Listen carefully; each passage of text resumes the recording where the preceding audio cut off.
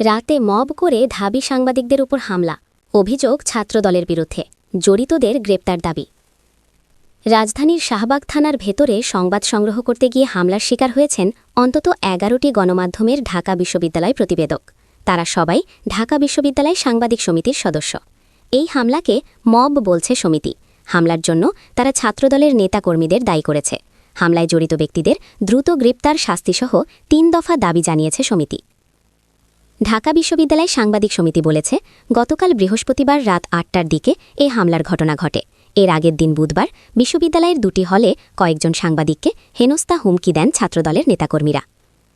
ঢাকা বিশ্ববিদ্যালয় সাংবাদিক সমিতির তথ্য অনুযায়ী গতকাল রাতে হামলার শিকার সাংবাদিকেরা হলেন মানজুর হুসাইন মাহি, কালের কণ্ঠ, লিটন ইসলাম, আগামীর সময়, এইচ.এম. খালিদ হাসান, দেশ রূপান্তর, নাইমুর রহমান ইমন, ডেলি অবজারভার, মোহাম্মদ সাব্বিরুল ইসলাম, বাংলাদেশ প্রতিদিন, মোহাম্মদ হারুন ইসলাম, নয়াদিগন্ত, মোহাম্মদ সৌরভ ইসলাম, রাইজিংবিডি.কম, মোহাম্মদ আসাদুজ্জামান খান, মানবজমিন, মোহাম্মদ শামসুদ্দৌজা নবাব, ঢাকা ট্রিবিউন, ইফতেখার সোহান সিফাত, প্রাইম বাংলাদেশ ও মাহরিব বিন মোহসিন, প্রতিদিনের বাংলাদেশ। তাদের মধ্যে মানজুর ঢাকা বিশ্ববিদ্যালয় সাংবাদিক সমিতির সভাপতি, লিটন সাধারণ সম্পাদক। ভুক্তভোগী সাংবাদিকেরা বলেন, গতকাল সন্ধ্যায় শাহবাগ থানায় সৃষ্ট উত্তেজনার সংবাদ সংগ্রহ করতে গিয়েছিলেন তারা। তখন তাদের ওপর ২ দফায় হামলা করেন ছাত্রদলের নেতাকর্মীরা।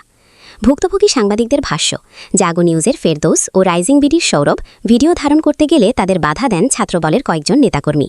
এর প্রতিবাদ জানান মানজুর। তখন তাকে ধাক্কা দিয়ে সরিয়ে দেন ছাত্রদলের সাবেক সহ স্কুল বিষয়ক সম্পাদক ওবায়দুর রহমান শামিদ। মানজুর নিজের পরিচয় দিলে তাকে গালি দেওয়া হয়।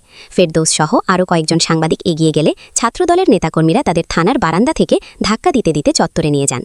এ সময় ছাত্রদলের যুগ্ম সাধারণ সম্পাদক গাজী মোহাম্মদ সাদ্দাম, ঢাকা বিশ্ববিদ্যালয় ছাত্রদলের সিনিয়র সহসভাপতি মাসুম বিল্লাহ, অনুষাঙ্গিক অমল ভূঁইয়া ইমনের নেতৃত্বে সংগঠনটির নেতাকর্মীরা শিবির সাংবাদিক একসাথে চলে না বলে স্লোগান দিতে থাকেন বলে অভিযোগ করেন ভুক্তভোগী সাংবাদিকেরা। তারা বলেন, এর কিছু সময় পর অন্য সাংবাদিকেরা থানায় উপস্থিত হলে ওবায়দুর এসে দুঃখ প্রকাশ করেন, তবে তা ছিল নাটক। এর কিছুক্ষণের মধ্যে হাজী মোহাম্মদ মহসিন হল ছাত্রদলের আহ্বায়ক আবুজার গিফারি ইফাত হঠাৎ এসে বলতে থাকেন, এই ভাইরে মারছে, এই ভাইরে মারছে। এ কথা বলে তিনি মব সৃষ্টি করেন। তখন ছাত্রদলের নেতাকর্মীরা উপস্থিত সাংবাদিকদের উপর হামলে পড়েন।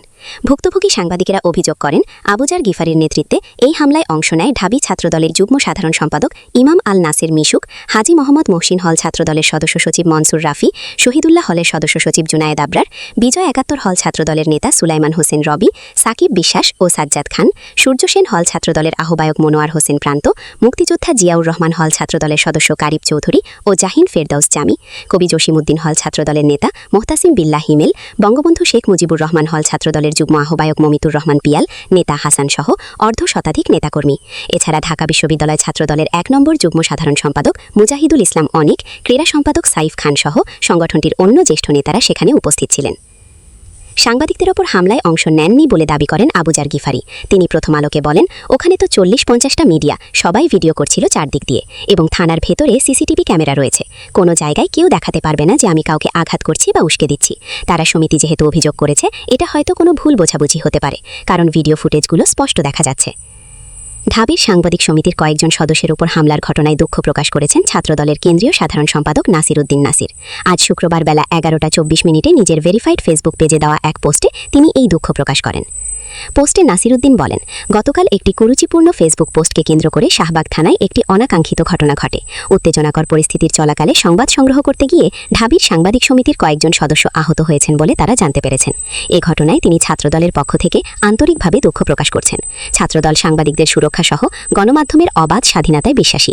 ভবিষ্যতে আর কোনো সাংবাদিক যাতে পেশাগত দায়িত্ব পালন করতে গিয়ে হয়রানির শিকার না হন, সেই আশা করছেন তারা। সাংবাদিকদের ওপর হামলার প্রতিবাদ, হামলাকারীদের দ্রুত গ্রেপ্তার সহ জড়িত শিক্ষার্থীদের একাডেমিকভাবে বহিষ্কারের দাবি জানিয়েছে ঢাকা বিশ্ববিদ্যালয় সাংবাদিক সমিতি। সংগঠনটি একই সাথে সারা দেশে স্বাধীন সাংবাদিকতার পরিবেশ নিশ্চিত করার আহ্বান জানিয়েছে।